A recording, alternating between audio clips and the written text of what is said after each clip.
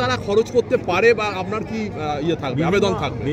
বিভিন্ন প্রকল্পে মানুষের কল্যাণ করাই তো প্রকল্পের মূল অন্তর্নিহিত অর্থ, এবং সেই জন্যই এগুলো করা হয়। তো সেগুলো সম্বন্ধে মানুষকে সচেতন করা, এবং বিভিন্নভাবে বিভিন্ন পুজোর সংগঠকরা তা করে থাকে। তো এগুলো অগ্রণী সংস্কৃতি পরিষদের নিজের কল্পনার উপরে আমরা ছেড়ে দিচ্ছি। নিশ্চয়ই আমরা যারা চান যে মানুষ সবাই মিলে মায়ের কাছে প্রার্থনা করুক আর তার সঙ্গে সঙ্গে উৎসবটা উদযাপন করুক, তাদের মাথা থেকে বেরোবে যে কীভাবে এই উন্নয়নমূলক কাজের ধারাকে বজায় রেখে মানুষের অংশগ্রহণ এবং সচেতনতা বাড়ানোয় তারা আগ্রহী। বলছি স্যার, কিছু নতুন পরিকল্পনা? না, কার্নিভাল হবে, কারণ মানুষ চায়, দুর্গাপুরের মানুষ আনন্দের সঙ্গে সেই কার্নিভালে যুক্ত হন। অতএব দুর্গাপুরবাসী যা চাইবেন আনন্দের সঙ্গে এবং মানুষের কল্যাণে আমরা সব করতে সব সময় আগ্রহী। একটা অন্য প্রশ্ন, যে এবারের যে বৃষ্টি, সেই বৃষ্টির ফলে কি মনে করছেন আমাদের গ্রাম বাংলায় চাষাবাসের কি পরিস্থিতি এবং জলের কোনো বিকল্প পরিস্থিতি? না, জলের কোনো বিকল্প নেই, এটা আমাদের আগেই মেনে নিতে হবে। আমরা অনেক রকম প্রযুক্তিগত উন্নয়ন করেছি, যেখানে জল কম হলেও যাতে চাষের ক্ষতি না হয় সেগুলো ক্রমশ প্রয়োগ হচ্ছে। কিন্তু এই মুহূর্তেই এতটা হতাশ হওয়ার মতন পরিস্থিতি নয়। আমরা যদি অগস্ট মাসের দ্বিতীয় সপ্তাহ অবধি পর্যাপ্ত বৃষ্টি পাই, তাহলে আমাদের বর্ষাকালীন যে চাষ, সেই চাষ ব্যাহত হবে। ইনভাইট করেছিলাম, 3 বার করা হয়েছে, কেউ আগ্রহ দেখাননি। এটা নিয়ে আমরা এই ডিডিএর সঙ্গে কথা বলছি। মধ্যিখানে নির্বাচনের জন্য আমাদের কাজ, টেন্ডার ডাকার বিধিনিষেধ ছিল। আমরা এখন আবার টেন্ডার ডাকবো, এবং যারা যারা অন্য জায়গায় করেছেন তাদের সঙ্গে কথা বলে তাদের সহায়তা চাওয়ারও ব্যবস্থা হচ্ছে।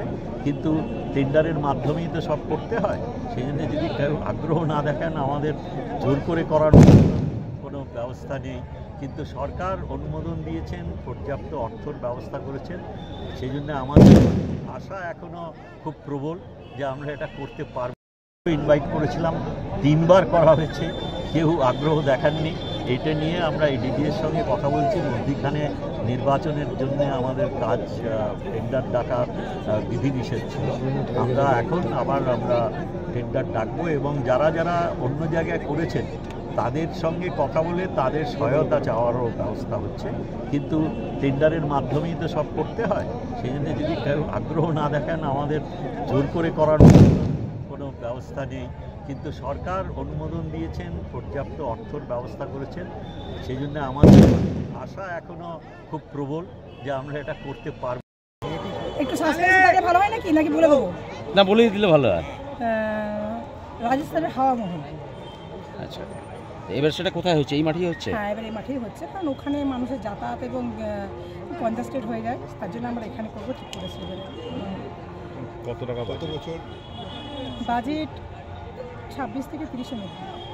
কত বছর হচ্ছে এটা? 57 বছর বয়স। পুজোর 57 বছর বয়স। জায়গাটারও তো পরিবর্তন হয়েছে। হ্যাঁ, অবশ্যই। ওখানে কি ভিড় এড়ানো যাচ্ছিল না? হ্যাঁ, ভিড় এড়ানো যায়, আমাদের সেরকমই হয়, কিন্তু যত দিন যাচ্ছে দুর্গাপুরে আরও অনেক জনবসতি বেড়েছে এবং মানুষের ঢল অনেক বেশি আসে। তারপরে এইদিকে যাতায়াতের এটা খুব সহজ, তার জন্যেই। কতটা আশাবাদী জেলার পুজো মণ্ডপগুলির মধ্যে কি অন্যতম জায়গা করে নেবে?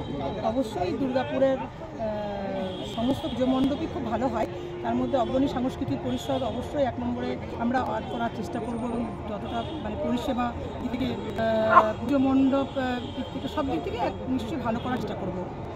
আপনার নাম? সোনা চ্যাটার্জি।